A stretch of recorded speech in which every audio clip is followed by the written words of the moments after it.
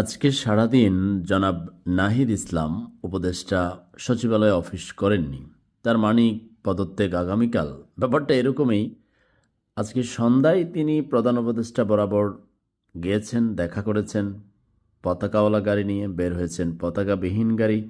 এমন খবর রটেছে সোশ্যাল মিডিয়ায়, মেইনস্ট্রিম মিডিয়ায়। তার মানে আগামীকালই আনুষ্ঠানিক ঘোষণা তার পদত্যাগের। আমার প্রশ্ন রইল, জনাব নাহিদ এখন এসে নতুন দলের প্রধান হয়ে যদি জনগণের পক্ষ থেকে দাবি তুলেন, নানান দাবি জনগণের কল্যাণে, তখন আমার মনে প্রশ্ন জাগবে, গত 6 মাস দায়িত্ব পালন করে জনগণের বৃহৎ দাবি ছিল ইন্টারনেটের সেবা, মোবাইলের এমবি ডাটার অনেক প্রশ্ন, যার সমস্যার সমাধানে আপনি যাননি, কিংবা সেটা নিয়ে জনসমক্ষে জনগণকে পাশে রেখে মোবাইল কোম্পানির মালিকদেরকে এক পাশে